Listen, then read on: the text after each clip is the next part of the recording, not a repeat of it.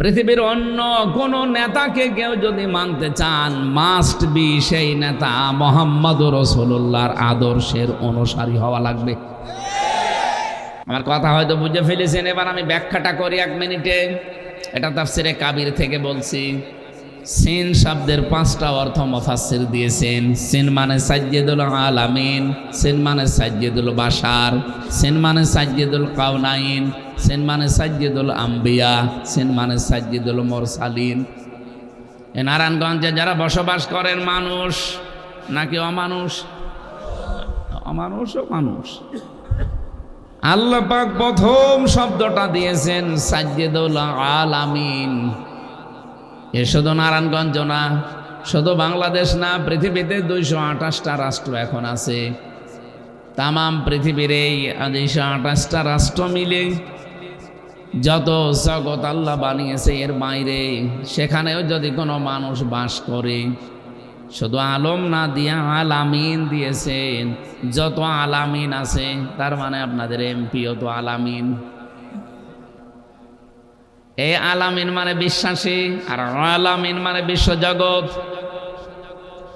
রব্বুল আলামিন জানিয়েছেন যেখানেই মানুষ বাস করে, সেখানেই আমার নবী মুহাম্মদুর রাসূলুল্লাহর আদর্শ মানা লাগবে। আপনি টের পেয়েছেন কত বড় কথা এটা? কেউ যদি বলে এখন আমি আর পৃথিবীতে থাকি না, আমি এখন মঙ্গল গ্রহে অলরেডি বাড়ি করেছি, চাঁদের দেশে জমি কিনতেছি, ওখানে বাড়ি বানাবো। চাঁদের দেশে, মঙ্গল গ্রহে না, যেখানেই পৃথিবীতে বা অন্য কোনো জায়গায় মানুষ যাক না কেন, বসবাস যদি মানুষ হিসাবে কেউ করতে চায়, বিশ্ব নবীর আদর্শ তারে গ্রহণ করা লাগবে।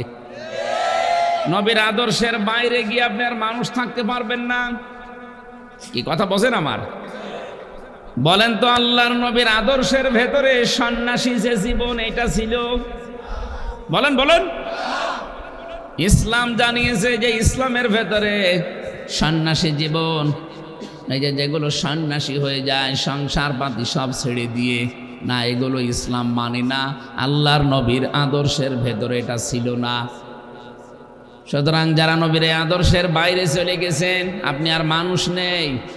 কারণ নবীর আদর্শের বাইরে গেলে ওইটা আর মানুষ থাকে না, ওইটা অমানুষ হয়ে যায়। 2 নম্বরে সাইয়্যিদুল বাশার। বাশার মানে মানুষ। বাশার মানে কি? আপনি যদি বলেন যে আমি মানুষ, মানুষ পদবাচ্যে বিবেচিত হতে হলে মাস্ট বি বিশ্ব নবীকে আপনার আদর্শ মানা লাগবে। আমি খোলাখুলি বলছি ভাই, সাফ কথা, কান খাড়া করে শোনেন। এই বাংলাদেশে যারা বিশ্ব নবী বাদ দিয়ে অন্য কারো আদর্শ মানেন, আপনি আর মানুষের তালিকায় নেই। একটু কড়া হয়ে গেল না? না না, হয়নি, একেবারে কেবল ডোজ শুরু হচ্ছে। আপনি মানুষ দাবি করবেন অথচ আদর্শ মানবেন অন্য কারো না। আপনাকে রাসূলুল্লাহকে আদর্শ মানা লাগবে। চ্যালেঞ্জ দিচ্ছি, সূরা ইয়াসিনের তাফসীর নিয়ে আসেন। শুধুমাত্র মানুষ হিসাবেই না, 3 নম্বরে সাইয়্যিদুল কাউনাইন। কাউনাইন মানে উভয় জগৎ। এই আপনাদের এই মন এদিকে নেই না, এদিকে তাকান। শুধুমাত্র এই পৃথিবী না, কাউনাইন মানে উভয় জগৎ। আর একটা জগৎ আমাদের সামনে আছে, ওই জগতেও কেউ যদি বাঁচতে চায়, মুহাম্মদ রাসূলুল্লাহকে লাগবে, নাকি আপনার বাবা মা দিয়ে হবে? ইয়াউমা ইয়াফিরুল মারউ মিন আখিহি ওয়া উম্মিহি ওয়া আবিহি ওয়া সাহিবাতিহি ওয়া বানি লিকুল্লি ইমরিইম মিনহুম ইয়াউমা ইযিন শাআনুন ইউগনি। রব্বুল আলামিন বলেন, সেদিন মা পালাবে, বাবা পালাবে, ভাই পালাবে, স্ত্রী পালাবে, এমনকি প্রতিটি মানুষের নিজের চিন্তায় তারা ব্যস্ত থাকবে। এই অবস্থা তৈরি করা হবে। দুনিয়ায় বিপদে পড়লে যেহেতু আপন জনেরা আসে, আল্লাহ বলেন কিয়ামতে এইগুলোই আগে পালাবে। ইব্রাহিম নবীর মতো মানুষ ডাক দিয়ে বলবে, রব্বুল আলামিন, আমার বাবা আসরের সাথে কি করবা আমি জানি না, যা ভালো লাগে করো, আমার কোনো কথা নেই বাবার ব্যাপারে, আমারে বাঁচাও। হযরতে ঈসা রূহুল্লাহ বলবে, রব্বুল আলামিন, আমার মা মরিয়মের সাথে তুমি কি আচরণ করবে আমি জানি না, যা ভালো লাগে করো। কিন্তু তুমি আমাকে বাঁচাও। বলেন তো, কেউ তার মাকে, কেউ তার বাবাকে ভুলে যাচ্ছে, এমন সময় মাত্র একটা আওয়াজ হাসরের ময়দানে শোনা যাবে, রব্বি হাবলি উম্মতি। তিনি শুধু বলবে, রব্বুল আলামিন তুমি আমার উম্মতকে বাঁচাও। কোন উম্মত? তিনি বলবেন না যে আমার ইমাম গাজালিকে বাঁচাও, ইমাম আবু হানিফাকে বাঁচাও, রাবিয়া বসরিকে বাঁচাও না। উনি একটাই আওয়াজ দেবে, আমার উম্মতকে বাঁচাও। আমার প্রশ্ন এখন, উম্মত আমরা হতে পেরেছি কিনা? আমরা তো ওই উম্মত দাবি করছি যে উম্মত মদের ব্যবসা করে। নারায়ণগঞ্জে মনে হয় এখনো শুরু হয়নি। আমি তো সংসদে 300 এমপির ভাষণ শুনতে পাচ্ছি। আমি নিজে সহ 300 এমপির একই কথা, মাননীয় স্পিকার আমার এলাকায় মাদক ছেয়ে গেছে। নারায়ণগঞ্জের ফতুল্লার যিনি আলামিন, উনিও বলেছে যে শেষ হয়ে গেলাম। মাদক নিয়ন্ত্রণ অধিদপ্তর পর্যন্ত নারায়ণগঞ্জে আছে না নেই? প্রত্যেক জেলায় আছে। এত হাজার হাজার লক্ষ লক্ষ টাকা খরচ করে সরকার এই অধিদপ্তর বানিয়েছে। কি হচ্ছে বলেন তো অধিদপ্তর দিয়ে? এ নারায়ণগঞ্জে যদি 150টা ওয়ার্ড থাকে পুরাই আসনের ভেতরে, আমার তো 138টা ওয়ার্ড আমার আসনে। এখানে অবশ্যই 140 বা 50টা ওয়ার্ড আছে। এ নারায়ণগঞ্জে এই আসনের ভেতরে ওয়ার্ড কয়টা? কয়টা? 160টা। 160টা। আমার মনে হয় মাদক নিয়ন্ত্রণ অধিদপ্তর যে কাজ করছে, একটা ওয়ার্ডের মাদক নিয়ন্ত্রণ করার যে কাজ, সেইটাও তাদের দ্বারা হচ্ছে না। আপনি কি মনে করেন যে মাদকের স্পট কোন কোন জায়গায় এই ফতুল্লাতে? কোন কোন জায়গায় মাদক খুচরা বিক্রি হয়, কে কেনে, কারা নিয়ে আসে, পাইকারি কারা নিয়ে আসে, পুলিশ কিছুই জানে না। আমি এই যে কয়দিন আগে ডিসির কাছে একটা তালিকা দিয়েছি আমার কুষ্টিয়ার শুধু থানাপাড়ার 27 জন বড় বড় ব্যবসায়ী আর 37 জন খুচরা, শুধু এক পাড়ায়। এ তালিকাগুলোর নাম ধরে ধরে লিখে আমি ডিসি সাহেবের কাছে দিয়েছি। ডিসি সাহেব আমাকে মেসেজ লিখে উত্তর দিয়েছে। আপনাদের সামনে আমি মেসেজটা একটু দেখাতে চাই, যেহেতু রেকর্ড হচ্ছে, কালকে ডিসির কানেও চলে যাবে মনে হয়। যাক, ডিসিও শুনুক একটু। ডিসি সাহেব মেসেজ পড়ার পর আমি এর নামগুলো যখন দিয়েছিলাম, দেখার পরে জবাব দিয়েছে, মাননীয় এমপি সাহেব, অ্যাকশন উইল বি রিপ্লাইড, না প্লেসড, মানে জায়গা, যে জায়গাগুলোর কথা বলছেন, যাদের নাম দিয়েছেন, আমি অতি শীঘ্রই অ্যাকশন দিচ্ছি। অথচ আজকে প্রায় 4 দিন হয়ে গেল, একটাও ধরা পড়েনি। এর আগে ওসি সাহেবের কাছে দিয়েছিলাম সদরে। এই নামগুলো যখন দিয়ে আসলাম, রাত 11টা 11:30টার দিকে দেখি আমার বাড়ির নিচে 4-5 জন। কি আপনারা কারা? হুজুর আমাদের নাম দিয়েছেন আপনি, যাদের কাছে নাম দিয়েছেন ওরাই আমাদের কাছে মাল খায়। ও, তাহলে আর নিয়ন্ত্রণ করব কি করে?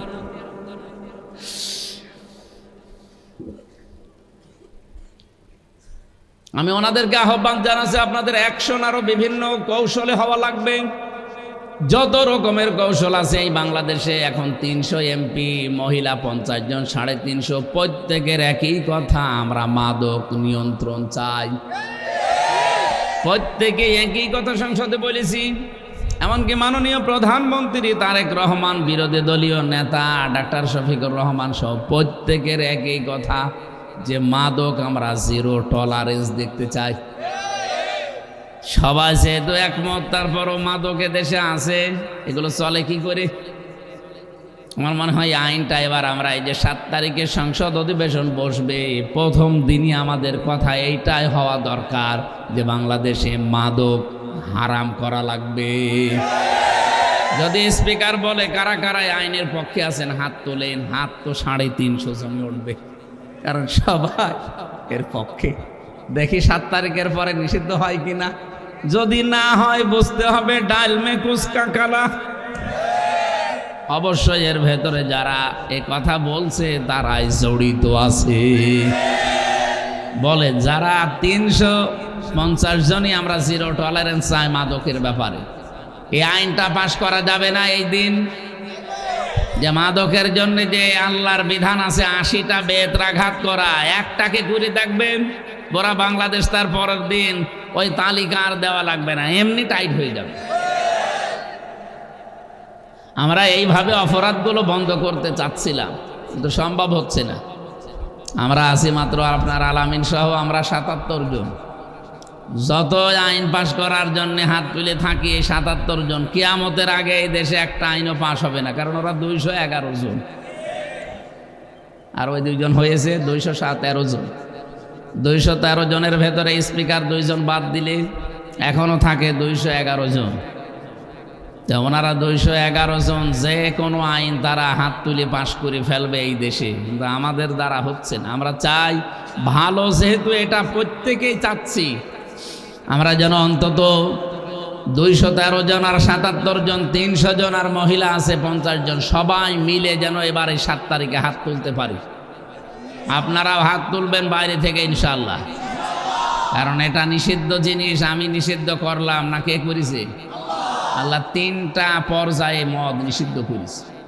প্রথমে বলেছিলেন ওয়াসালুনাকা আনিল খামরি ওয়াল মাইসির কুল ফীহিমা ইসমুন কাবীর ওয়া মানাফিউ লিন-নাস। দ্বিতীয়বার বলেছিলেন ইয়া আইয়ুহাল্লাযীনা আমানু লা তাকরাবুস সালাতা ওয়া আনতুম সুকারা। 3 নম্বরে বললেন ইয়া আইয়ুহাল্লাযীনা আমানু ইন্নামাল খামরু ওয়াল মাইসিরু ওয়াল আনসাবু ওয়াল আজলাম রিজসুম মিন আমালিশ শাইতান ফাজতানিবুহু লাআল্লাকুম তুফলিহুন। আমার মনে হয় কোরআন যেহেতু আমরা কম বেশি সবাই বুঝি, প্রধানমন্ত্রী নিজেও কোরআন পড়েন, এর আগেরটাও কোরআন পড়তো উল্টা পাল্টা।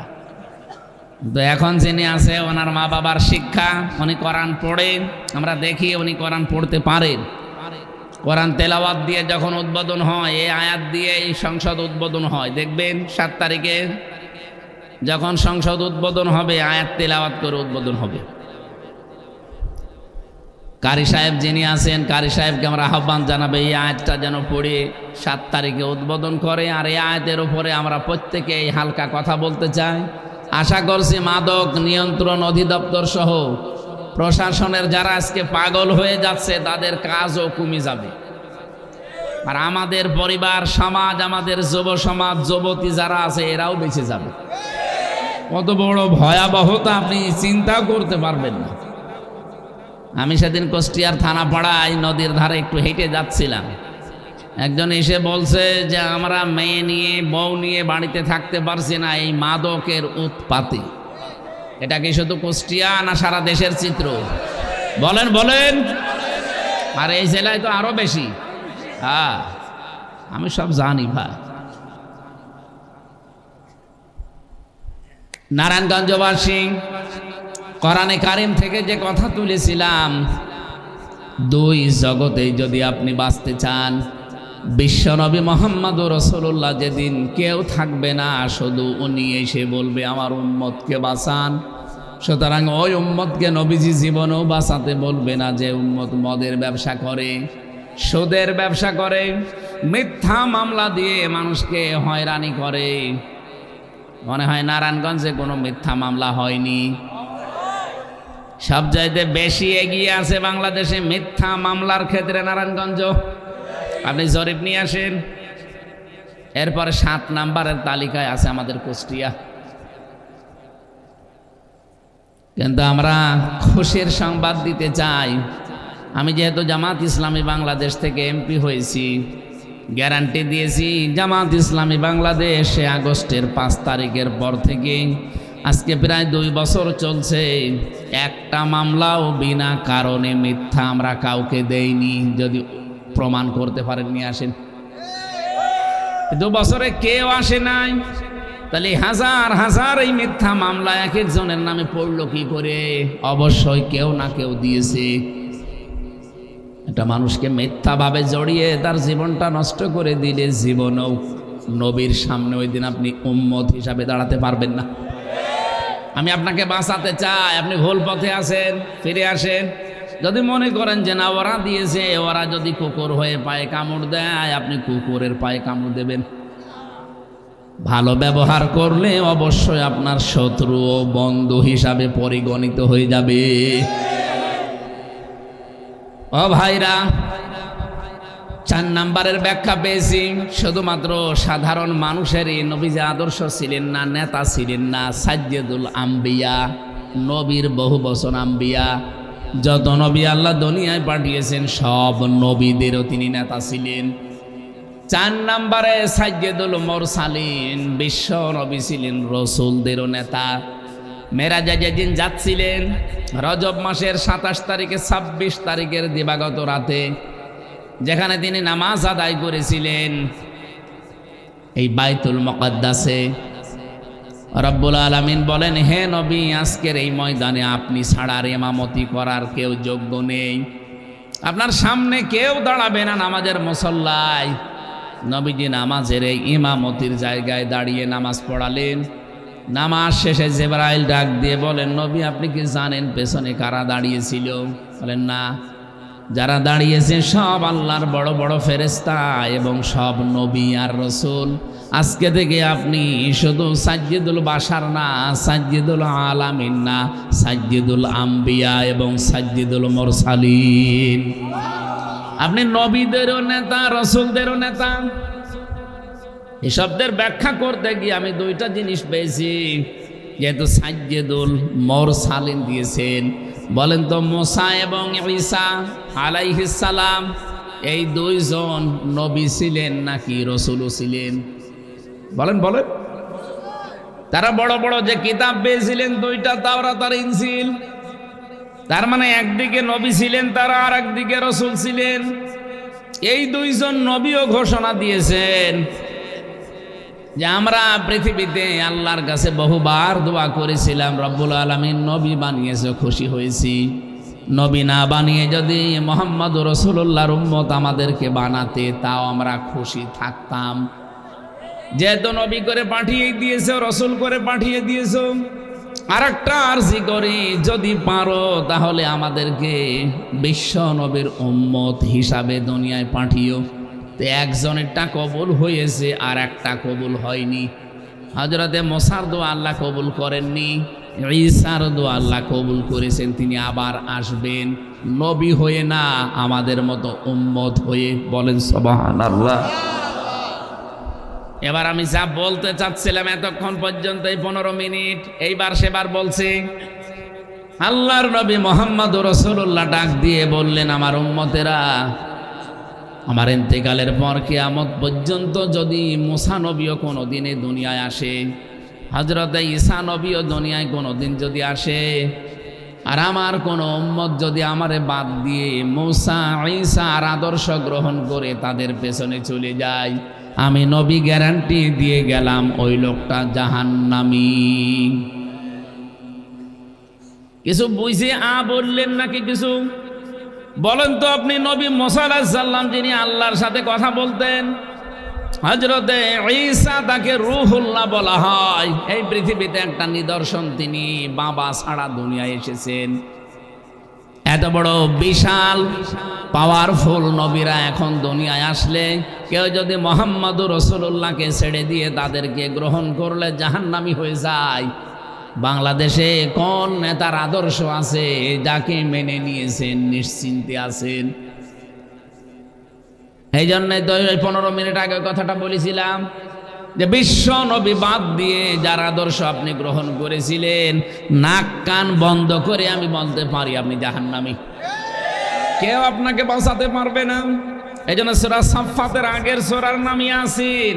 খালি ইয়াসিন সূরা পড়লেই 10 খতম কোরআন শরীফ পড়ার সওয়াব হয়, বিষয়টা এমন না। এটা মানা লাগবে আগে। আপনি এক একটা শব্দের খালি একটা প্রথম 2টা অক্ষরের ব্যাখ্যা বলছি এতক্ষণ, ইয়াসিন, তাও তো ইয়ার ব্যাখ্যা বলি নাই। খালি সিনের ব্যাখ্যা বললাম। ও নারায়ণগঞ্জবাসী, পাগলামি করা যাবে না, ধরা খেয়ে যাবেন। কেউ আপনার সাথে থাকবে না, কেউ আসবে না, মুহাম্মদ রাসূলুল্লাহ বাদ দিয়ে কেউ বাঁচানোর জন্য পরিচয়ও দেবে না। আল্লাহ রাব্বুল আলামিন বলেন, মানুষ নিজেকে বাঁচানোর জন্য শেষ পর্যন্ত নিজের সন্তানকে আমি আল্লাহর কাছে মুক্তিপণ দিতে চাইবে। ওয়ালা ইয়াসআলু হামিমুন হামিমা ইউবাসসিরুনাহুম ইয়াওয়াদ্দুল মুজরিমু লাউ ইয়াফতাদি মিন আযাবি ইয়াউমিইযিম বিবানি ওয়া সাহিবাতিহি ওয়া আখি ওয়া ফাসিলাতিহি আল্লাতী তুবিহি ওয়া মান ফিল আরদি জামিআ সুম্মা ইউনজি ইলা আখিরি আয়াত। সূরা মাআরিজের ভেতরে পড়েছি 10, 11, 12, 13, 14 নম্বর আয়াত। আল্লাহ পাক বলেন, কিয়ামতের এই কঠিন দৃশ্য দেখে সর্বপ্রথম মানুষ তার নিজের সন্তানটাকে আমি আল্লাহর কাছে দেবে, বলবে আল্লাহ এটা মুক্তিপণ, এটারে দিলাম, আমারে ছেড়ে দেন। আমি আয়াতটা জেলখানায় থাকতে পড়েছিলাম।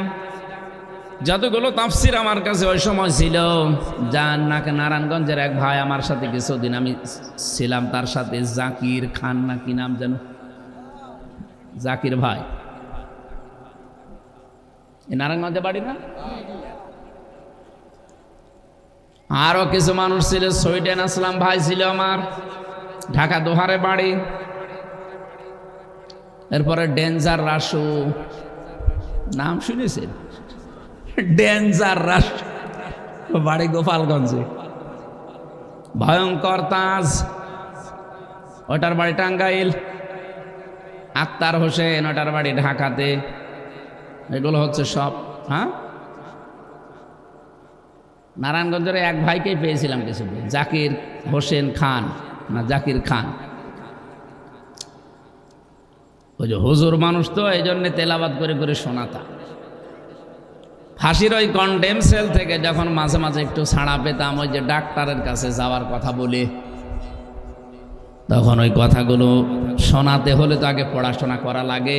আগে পড়ে যেতাম, পড়ে আমি ওই সময় বুঝেছিলাম মাঝে মাঝে আমার মেয়েটাকে নিয়ে, কারণ ওই ছোট মেয়েটা আমি 7 মাস রেখে এসেছিলাম।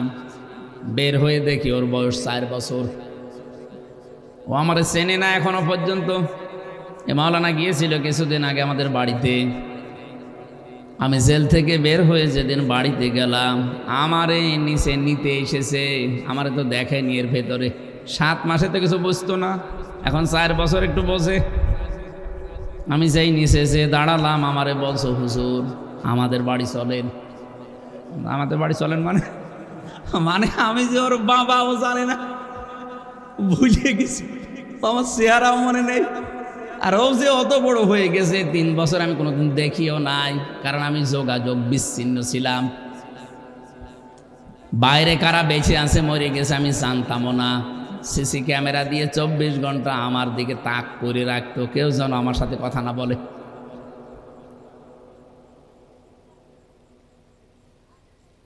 ওর প্রতি এই জন্য একটু ভালোবাসা বেশি হয়েছিল। ছোটটার প্রতি, বড় মেয়েটার প্রতি ওইভাবে গড়ে ওঠে নাই, কারণ ওরে আমি রেখে এসেছিলাম 4 বছর। মাঝে মাঝে আয়াতটা যখন তাফসির সহ পড়তাম, ভাবতাম আল্লাহ এই কথাটা কি 100 ভাগ, যদিও বিশ্বাস করতাম যে 100 ভাগ সত্য, কিন্তু মিলাতে পারতাম না।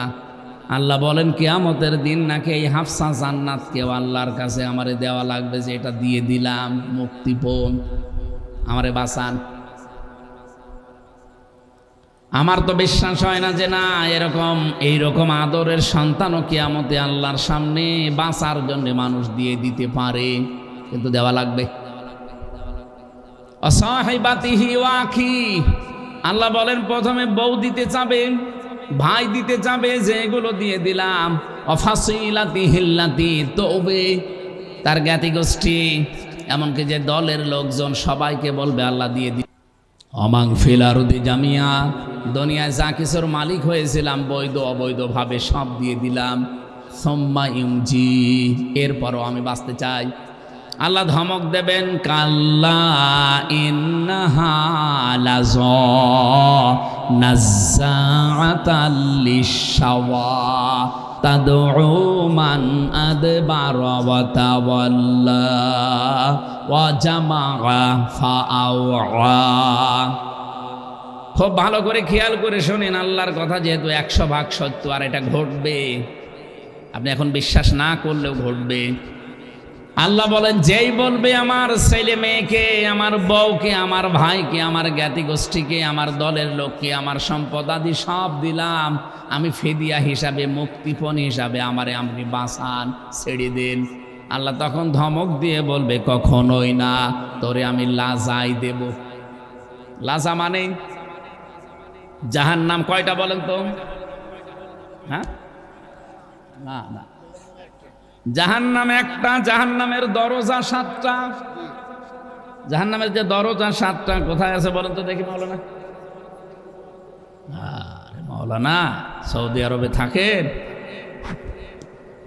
সূরা হিজরের ভেতরে আছে 44-45 নাম্বার আয়াতে, লাহা সাবআতু আবওয়াব লিকুল্লি বাবিম মিনহুম জুজউম মাকসুম। আল্লাহ বলেন জাহান্নামের দরজা 7টা। যে যেই ধরনের পাপ করবে দুনিয়ায় তাকে ওই দরজা দিয়ে জাহান্নামে আমি ঢুকিয়ে দেব। কথা বুঝেছেন? এলাকায় প্রাইমারি স্কুল নেই? প্রাইমারি স্কুল কয়টা? একটা। মনে করেন এই গ্রামে প্রাইমারি স্কুল একটা, কিন্তু প্রাইমারিতে 1 থেকে 5 পর্যন্ত পড়ানো হয়। 5টা ক্লাসরুম আছে। 5টা ক্লাসরুমের দরজা কয়টা বলেন বলেন? এখন যারা পড়াশোনা করে সবাইকে এক দরজা দিয়ে যাবে না 5 দরজা? যে যেই ক্লাসে পড়ে ওই দরজা দিয়ে তারে ঢোকা লাগবে। আপনি ক্লাস 2-তে পড়েন, 5-এ যে বসে আছেন, বসতে দেবে? আর বসলেও আপনি কিছু পারবেন? শেষ পর্যন্ত বের করে দেবে। আল্লাহ বলেন জাহান্নাম একটা, এর দরজা আমি 7টা বানিয়েছি। দুনিয়ায় যে যে ধরনের পাপ করবে, অপরাধ করবে, তারে ওই দরজা দিয়ে আমি আল্লাহ প্রবেশ করাবো। এই লাজায় প্রবেশ করাবে কাদের? এই একটা দরজার নাম, খুব ভয়ঙ্কর দরজা এটা। আল্লাহ রাব্বুল আলামিন বলেন, কাল্লা ইন্নাহা লাযা নাযাআতাল লিশাওয়া। এই দরজা দিয়ে প্রবেশ করলে সঙ্গে সঙ্গে শরীরে চামড়া খসে যাবে। কথা টের পাচ্ছেন আল্লাহর ভাষা? পৃথিবীতে এমন একটা ঘর দেখান যেখানে ঢুকলেই চামড়া উঠে যায়। আমি রিমান্ডে ছিলাম, আয়না ঘরে ছিলাম, আমি বাস্তবতা বহু দেখেছি। এমন এমন কঠিন কঠিন ঘরে আমারে নিয়ে গেছে, হ্যাঁ, শাস্তি দেওয়ার জন্যে, কিন্তু ঘরে ঢুকলেই চামড়া উঠে যায়, নখ উঠে যায়। আমি পাইনি। নখ তোলার জন্যে মেশিং আমার কাছে নিয়ে এসেছিল, যে এটা দিয়ে আমরা নখ তুলি, এটা দিয়ে চামড়া তুলি। আমি দেখেছি আপনার এই জায়গায় ধরে শুধু ওই প্লাস সিস্টেম এমন করা আছে, এখানে শুধু চাপ দিয়ে ওপরের সিস্টেমটা আবার আলাদা। 3 মুখ এখানে, ওপরে মাথা একটা, এই 3 মুখ এখানে লাগিয়ে বা এখানে লাগিয়ে, কারণ আপনি নড়াতেও পারবেন না। চেয়ারের সাথে এমন কায়দায় ক্লিপ দিয়ে এইটে দেওয়া, গলাটা আপনার ক্লিপ দিয়ে বেঁধে দেওয়া, পা 2টা বেঁধে দেওয়া, হাতের সাথে ক্লিপ দেওয়া, হয় এখানে লাগাবে, না হাত বাঁকা করে নি এখানে লাগাবে। আমার আগে যিনি রিমান্ডে গেল তার এভাবে করেছিল, সে এসে আমার বলছিল এখানে চাপ দিয়ে শুধু এভাবে টানতে থাকবে। টানতে টানতে দেখা যাচ্ছে চামড়া ছিঁড়ে চলে আসবে।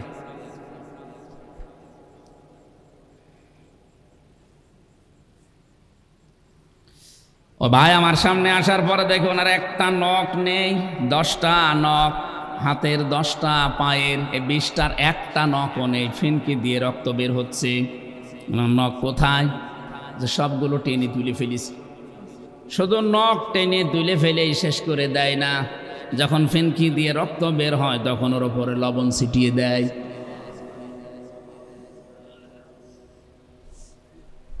চট্টগ্রামে বাড়ি ভাইটার, আমার এখনো মাঝে মাঝে ওই রাতের কথা মনে হয়। রাত 2টা 3টা হবে হয়তো, এরকম রাত, গভীর, কোনো শব্দ নেই, খালি গাড়ির শব্দ শুনতাম। কারণ মাটির নিচে ওই আয়না ঘরের ভেতরে, উপরে গাড়ি যেত, শব্দ শোনা যেত যে গাড়ি যাচ্ছে।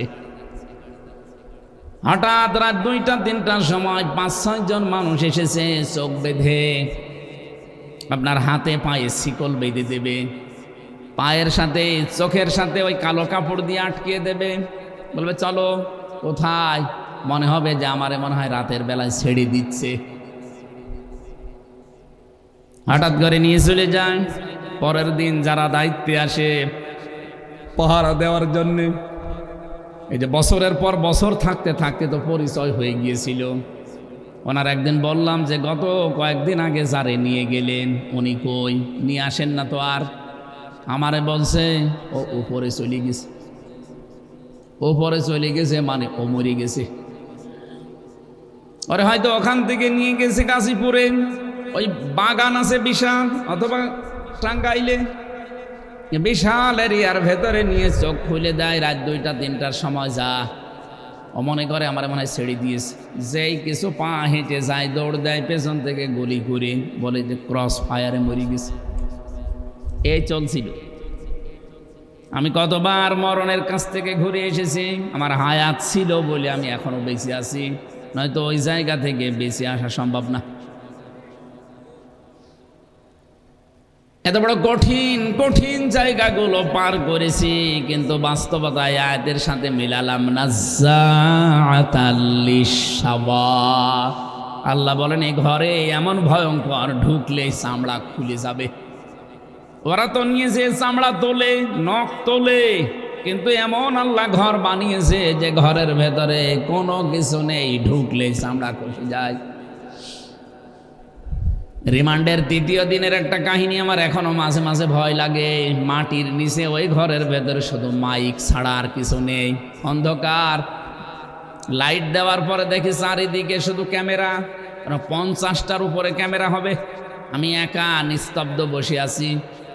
ওখানে মাইক সেট করা আছে, ওই 5 তলা 7 তলা থেকে মাঝে মাঝে আওয়াজ দেয়, মানে আমি কি করছি ওরা সব দেখতে পাচ্ছে। কোনো কথা নেই, কোনো বার্তারা নেই। হঠাৎ 2-3 ঘন্টা পরে একবার আওয়াজ দেবে, এই শেষ। বলেন তো 24 ঘন্টা এভাবে একটা মানুষ কতক্ষণ, কয়দিন, কয় সপ্তাহ থাকতে পারে? অথচ ওখানে পড়ে আছে মানুষ 3 বছর, 5 বছর, 7 বছর, 10 বছর, 12 বছর, 14 বছর পড়ে আছে, কেউ জানে না।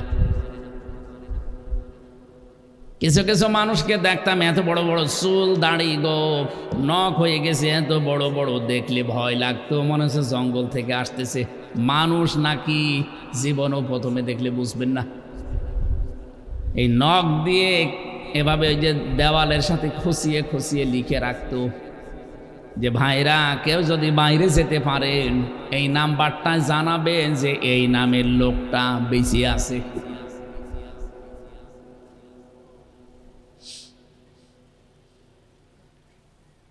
প্রথম আর রিমান্ডে যাবার পরে আমরা যখন আয়না ঘরে প্রথমে নিয়ে গেছে, আমি জিজ্ঞাসা করেছিলাম যে আপনার নাম কি? ও নাম বলতে পারে না। তার মানে আজ 10 বছর লোকটা পড়ে আছে, ওর নাম কি ও নিজেও জানে না, ওরে কেউ ডাকেও না। একটা মানুষ জানে না যে কোন বছর এটা কোন মাস, এটা কি বার, আজকে কয়টা বাজে, ওর কিচ্ছু জানা নেই। কারণ রাত হয় না দিন হয় আমি নিজেও জানতাম না, নামাজ পড়তাম আন্দাজে। যেদিন টাঙিয়ে রেখেছিল 11 ঘন্টা, পা উপরের দিকে মাথা নিচের দিকে দিয়ে দড়ি দিয়ে, 11 ঘন্টায় যে 3 ওয়াক্ত নামাজ, বিশেষ করে আসর, মাগরিব, এশা, একটা ওয়াক্ত নামাজও আমি জানি না। পড়েছিলাম ওই যে ইশারায়, ওই পেশাব করার জন্য 1-1.5 মিনিট সময় দেয়, ওই সময় একটু খুলে দেয়, ওই সময়টা ইশারায় শুধু মনে করেছিলাম এই দিকে হয়তো পশ্চিম হবে। এই তাছাড়া জানিও না যে কোন দিকে কাবা শরীফ।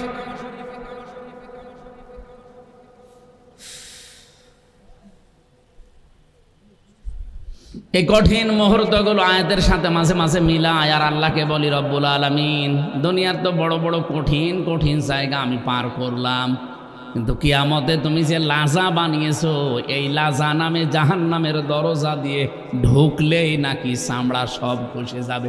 ও আবার কেমন ঘর! এত বড় কঠিন ভয়ঙ্কর ঘর ডাকবে কাদের? কাদেরকে তুমি দেবে এখানে? আল্লাহর পরবর্তী দুইটা আয়াতে জবাব দিয়েছেন, তাদউ মান আদবার ওয়া তাওয়াল্লা ওয়া জামাআ ফাআওয়া। এই ভালো করে শোনেন, নারায়ণগঞ্জে যদি এরকম কেউ থাকেন এখনই পাল্টাতে হবে নাকি? তাদউ, তাদেরকে ডাকবে ওই ঘর। কাদেরকে? তাদউ মান আদবার ওয়া তাওয়াল্লা, যে ব্যক্তি আল্লাহর কোরআনের বাণী শোনার পরে অ্যাবাউট টান করে পেছন ফিরে চলে যায়। আর এরকম কথা বলেই থাকে, এই অহংকার যুক্ত কথাবার্তারা মনে করে যারা চলে যায়। 2 নাম্বারে ওয়া জামাআ ফাআওয়া, যারা মাল সম্পদ দিনের পর দিন শুধু জমা করতে থাকে আর এটা কি করে সংরক্ষণ করা যায় সেই চিন্তায় ব্যস্ত থাকে। নারায়ণগঞ্জে নেই? আছে মানে আমি নাম ধরবো? এ জেলায় এখন বেশি। বাবা শাহজালাল সব হালাল করে নিচ্ছে। এই যে দিনের পরে দিন আপনি শুধু বৈধ নেই অবৈধ নেই, ডান নেই বাম নেই, খালি জমা করছেন। আর কি করে এটা আবার টিকিয়ে রাখা যায় এই চেষ্টা যারা করেন, ফাআওয়া, এই মাত্র এই 3টা গুণ যাদের ভেতরে দুনিয়ায় পাওয়া যাবে, আল্লাহ পাক ওই জাহান্নামে লাজা নামে দরজা দিয়ে তাদেরকে ঢোকাবে। নারায়ণগঞ্জে যদি কেউ থাকেন এখনই পাল্টান। কার জন্য কি করছেন আপনি?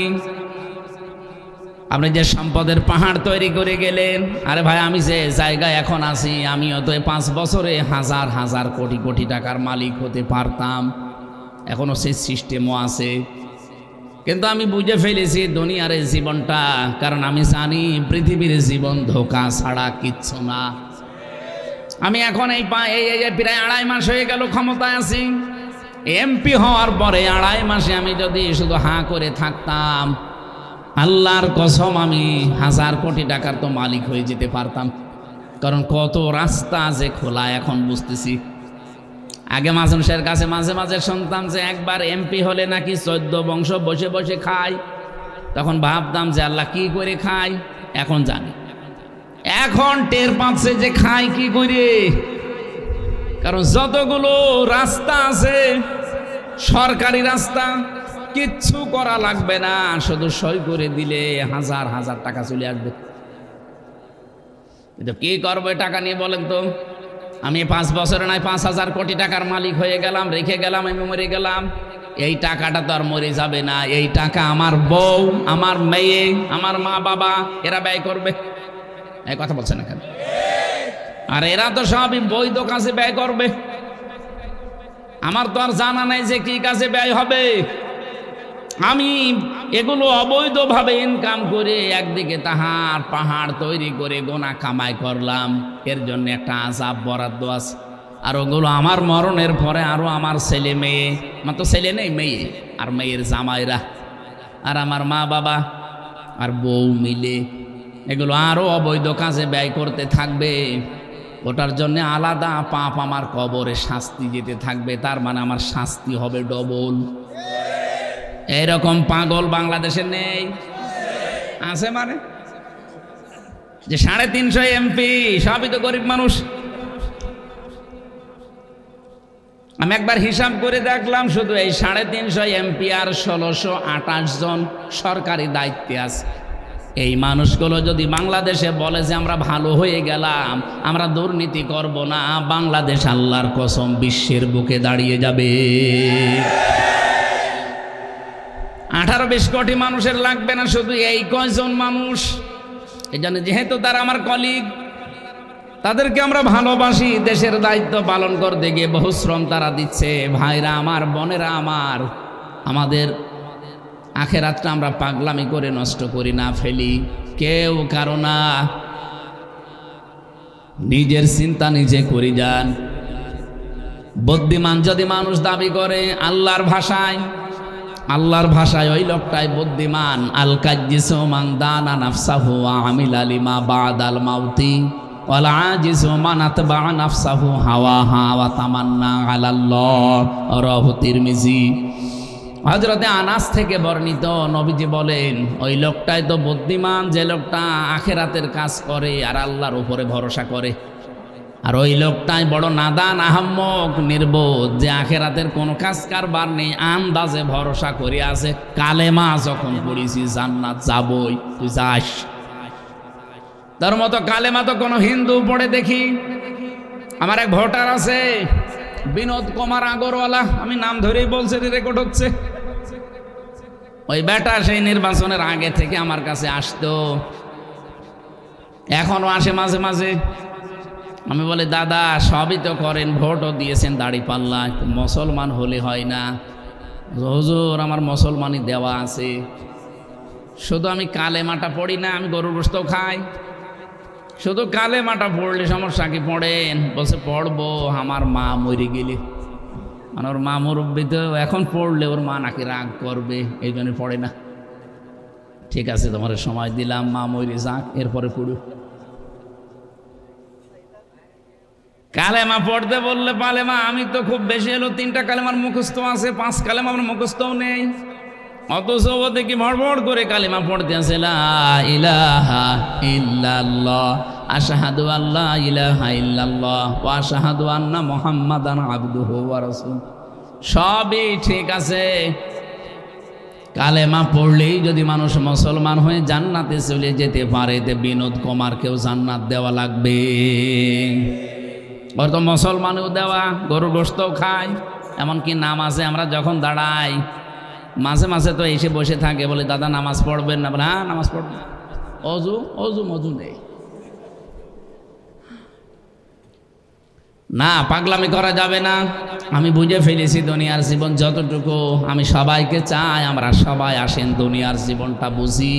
আমাল হায়াতুদ দুনিয়া ইল্লা মাতাউল গুরুর। আল্লাহ বলেন পৃথিবীর জমিনটা পুরা ধোঁকা, খেল তামাশা। আজকে অনেকেই মহব্বত দেখাবে, মায়া দেখাবে, ভালোবাসা দেখাবে, চোখ বন্ধ হোক, কে তোর সাথে এক রাত তোর কাছে থাকে আমি দেখবো। নারায়ণগঞ্জবাসী, এমনকি বাস্তবতা এত কঠিন, আমার বউকে আমি ভালোবাসি, বউ আমাকে অনেক ভালোবাসে।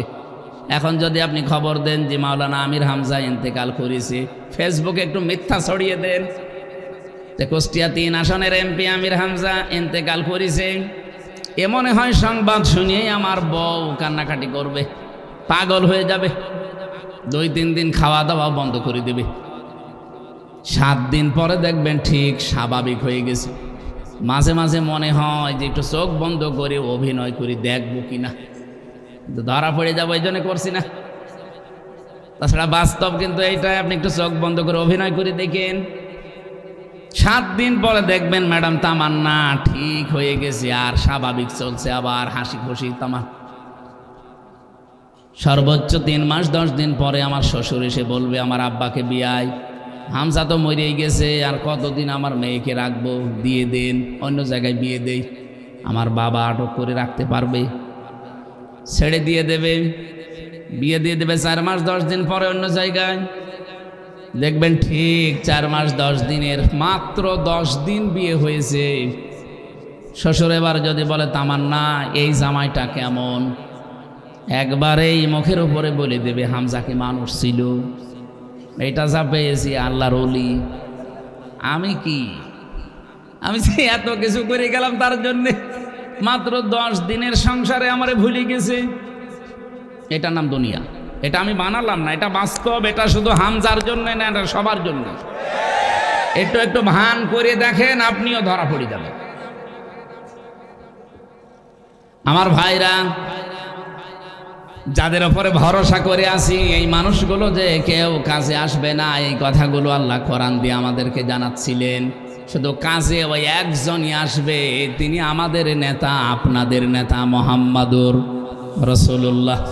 এই কথাগুলোই আমার তেলাওয়াতকৃত আয়াতের আগে সূরা ইয়াসিন থেকে আল্লাহ ইয়াসিন দিয়ে আমাদের জানাচ্ছিলেন। এবার আমরা যেখান থেকে পড়েছি সূরা সাফফাত 99, 90, 99, 101 3টা আয়াত পড়েছি। যেহেতু সামনে আর 11-12 দিন পরে কোরবানি, এই কোরবানির মহান একটা শিক্ষা আল্লাহ আমাদেরকে দিতে চেয়েছেন আমাদের জাতির পিতা ইব্রাহিম আলাইহিস সালামের জীবনী দিয়ে। ওনাকে আল্লাহ পৃথিবীতে 50টা পরীক্ষা করেছিলেন, প্রতিটি পরীক্ষায় উনি পাশ করেছেন। উনি যে জাতির পিতা হয়েছেন মুসলিম জাতির না, তামাম পৃথিবীতে যত মানুষ আছে সব মানুষের জন্য তিনি ছিলেন নেতা, আর মুসলমানদের জন্য তিনি ছিলেন পিতা। ওয়াইদিব তালা ইব্রাহিম রাব্বুহু বিকালিমাতিন ফাতাম্মাহুন্না ক্বালা ইন্নী জাইলুকা লিন-নাসি ইমামা ক্বালা ওয়া মিন যুররিয়াতি ক্বালা লা ইয়ানালু আহদিজ জালিমিন। সূরা বাকারার 124 নম্বর আয়াতে পাবেন রব্বুল আলামিন বলেন, আমি ইব্রাহিমকে বহু পরীক্ষা করেছিলাম, প্রতিটি পরীক্ষায় তিনি পাশ করলেন। সর্বশেষ তিনি যখন এই অগ্নি পরীক্ষায় পাশ করলেন, তিনি ডাক দিয়ে বলেছিলেন, রব্বুল আলামিন তুমি আমাকে যে জাতির নেতা বানিয়ে দিলে, মানব জাতির, এই নেতৃত্ব দিতে কি শুধু আমি একাই পারবো নাকি আমার সন্তানাদি যারা দুনিয়ায় আসবে, ক্বালা ওয়া মিন যুররিয়াতি, আমার ছেলে মেয়ে দুনিয়ায় যারা আসবে, আমার ছেলেরা এরা কি নেতৃত্ব দিতে পারবে? আল্লাহ ওই সময় জবাব দিয়েছেন, ক্বালা লা ইয়ানালু আহদিজ জালিমিন। এইদিকে একটা শিক্ষা আছে। তিনি বললেন লা ইয়ানালু, এটা মজারে বর্তমান ভবিষ্যৎ, প্রেজেন্ট ফিউচার। হে ইব্রাহিম, তুমি যেমন নেতৃত্ব দিলে, তোমাকে আমি জাতির নেতা বানিয়ে দিলাম, মানব জাতির, তোমার সন্তানাদিও নেতৃত্ব দিতে পারবে, কিন্তু কোন জালেমের জন্য আমি আল্লাহর ওয়াদা এখন নেই, কিয়ামত পর্যন্তও থাকবে না। তার মানে জালেম যারা, তারা মানুষের নেতা হতে পারবে না, এ কথা কার? এই জন্য জালেম যারা বাংলাদেশের নেতা ছিল, আল্লাহ বিদায় করে দিয়েছে। আগামীতে কোন জালেম যদি জোর করে নেতৃত্ব দিতে চায়, তাদেরকেও আল্লাহ বিদায় করে দেবে। কারণ এই আয়াতটা তো আপনি পাল্টাতে পারবেন না। কথা বলছেন এখানে, পাল্টাতে পারবেন? হযরত ইব্রাহিম আলাইহিস সালাম জাতির লোকদেরকে যেটা শুনিয়েছিলেন সেইটা এবার শোনাতে চাই। হযরত ইব্রাহিম নবী আলাইহিস সালাম জাতির লোককে ডাক দিয়েছেন, ক্বালা তা'বুদুনা মা তানহিতুনা ওয়াল্লাহু খালাকাকুম ওয়া মা তা'মালুন। তোমরা কি পূজা করো এই সমস্ত হাতের তৈরি করা, খোদাই করে যেগুলো মাটি দিয়ে, কাঠ দিয়ে, খড় দিয়ে বানাও, এর সামনে মাথা নত করো, এদের ইবাদত করো, অথচ আল্লাহ পাক তোমাদেরকে এবং তোমরা যাদেরকে বানিয়েছো সবাইকে সৃষ্টি করেছেন কে? এই দাওয়াত শুধু আমাদের জাতির পিতা ইব্রাহিম দিয়েছিলেন, তার সন্তান হিসাবে আপনাদেরকে আমরা দেই। আজ যারা মানুষের তৈরি করা আইন কায়েমের জন্য চেষ্টা করেন, ফিরে আসেন ওই জায়গা থেকে, আসেন যিনি বানিয়েছেন তার তৈরি করা আইন আমরা এই দেশে কায়েম করি। সংসদে সেদিন অধ্যাপক মুজিবুর রহমান অলরেডি তুলে ধরেছেন, মানুষের তৈরি করা আইন লাথি মারেন, আল্লাহর তৈরি করা আইন কায়েম করেন। ওই দিনই যদি মাননীয় প্রধানমন্ত্রী সহ আমরা 300 জনে দাঁড়িয়ে যেতাম, তার সাথে হাত তুলে যে আল্লাহর আইন ছাড়া এই দেশে আর কারো আইন মানি না, আল্লাহর কসম করে বলছি কোরআনের আইন কায়েম হয়ে যেত। কিন্তু উনি বলার পরে দেখলাম বাইরে এসে অনেকে টিটকারি মারছে, হ্যাঁ মোল্লা বলে কি গো, টের পাবেন একদিন। মোল্লা বলে কি গো, আপনি টের পাবেন। 55 বছর হয়ে গেল, কোরআনের 500 আইনের একটা আইন আমাদের সংসদে আজও কায়েম হইল না। আপনার লজ্জা লাগে না? কিসের মুসলমান পরিচয় দেন আপনি? আমি আরো গভীরে নামতে পারতাম, কারণ 7 তারিখে অধিবেশন শুরু, সবাই আমার ছেকে ধরবে, দরকার নেই। যতটুকু বলেছি যদি বিবেক থাকে কাজে লাগান। রব্বুল আলামিন বলেন, ক্বালু বনু লাহু বুনিয়ানান ফালুহু ফিল জাহিম। একথা শোনার পরে জাতির লোকেরা ষড়যন্ত্র আরম্ভ করে, ওই দেশে যারা নেতৃত্বে ছিল, নমরুদ সহ নেতৃত্বশীল যারা, এই নেতা গোছের মানুষগুলো সর্বপ্রথম তারা বলেছে এর জন্য অগ্নিকুণ্ড বানাও এবং এই অগ্নিকুণ্ডের ভেতরে তারা ফেলে দাও। আমার এখান থেকে একটা শিক্ষা বের করেছে, আলেমদেরকে বলছি, জ্ঞানী যারা আছেন তারা দেখবেন, মানুষ যখন এখলাস নিয়ে আল্লাহর একাত্মবাদের প্রতিষ্ঠার চেষ্টা চালায়, আর তাকে থামানোর জন্য যদি কেউ চেষ্টা করে চূড়ান্ত ষড়যন্ত্র যখন মানুষ মেটে ওঠে, আল্লাহ পাক তখন নিজে একটা সিদ্ধান্ত নেন। এটা যেহেতু কোরআনের আয়াত, এটা শুধু ওই জামানায় হয়েছে তা না, কিয়ামত পর্যন্ত এরকম হতে থাকবে।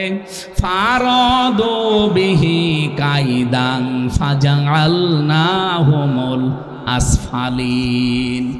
আল্লাহ বলেন ওই মানুষগুলো যখন সংকল্প করলো তার বিরুদ্ধে, একটা বিশাল ষড়যন্ত্র এঁটেছে, তখন আমি কি করলাম? তাদেরকে হীন, অতিশয় হীন, দুর্বল, অপমান, অপদস্থ এবং নিকৃষ্ট জায়গায় পৌঁছিয়ে দিলাম।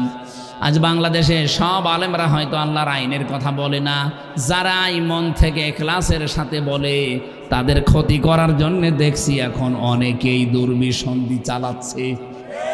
বিশেষ করে রাম আর বামেরা এর সাথে অনেকে যোগ দিয়েছে। আল্লাহর আইনের কথা যারা ইখলাসের সাথে বলে, এদের বিরুদ্ধে যদি আপনি ষড়যন্ত্র করেন, আল্লাহর কসম আপনাকে আল্লাহ অপমান করবে। আমি নাম নিলাম না, নাম নিলে বুঝে ফেলবেন। যারাই করেছে এই 55 বছরে 1 টাকা আল্লাহ ছাড়ে নাই। কথা বলেন না কেন? আল্লাহর আইনের পক্ষে কাজ করতে গেলে এই বিচার ব্যবস্থার মাধ্যমে টাইট দিত ওই কালামানিক। পাশের জেলায় বাড়ি মুন্সিগঞ্জে, কি অবস্থা করেছে আল্লাহ দেখেন। কলার পাতা শুয়েছে, গলায় গামছা দিয়ে টেনে এনেছে। কথা বলছেন না কেন? এরপরও যদি শিক্ষা না হয়, আমার মনে হয় প্রতিটি মানুষের বাড়িতে বাড়িতে এখন কালামানিকের এই গামছা পরা ছবি টাঙিয়ে রাখা দরকার। এইটার নামই ফাজআলনাহুমুল আসফালিন। যারা ইখলাসের সাথে দিন কায়েমের জন্য চেষ্টা চালায়, এদের বিরুদ্ধে ষড়যন্ত্র করো, বিপদে ফেলার চেষ্টা করো, আল্লাহর কসম আল্লাহ তোমাকে অপমান করবে। আসফাল, সাফেল দেয়নি, আসফাল ইসমে তাফসিল, সর্বনিম্ন জায়গা আপনাকে পৌঁছিয়ে দেবে। আর সামনাসামনি হয়তো মানুষ আপনাকে দেখলে ভয় পাবে, কিন্তু পেছনে পেছনে আপনার জন্য গালিগালাজ আর বদদুয়া করবে।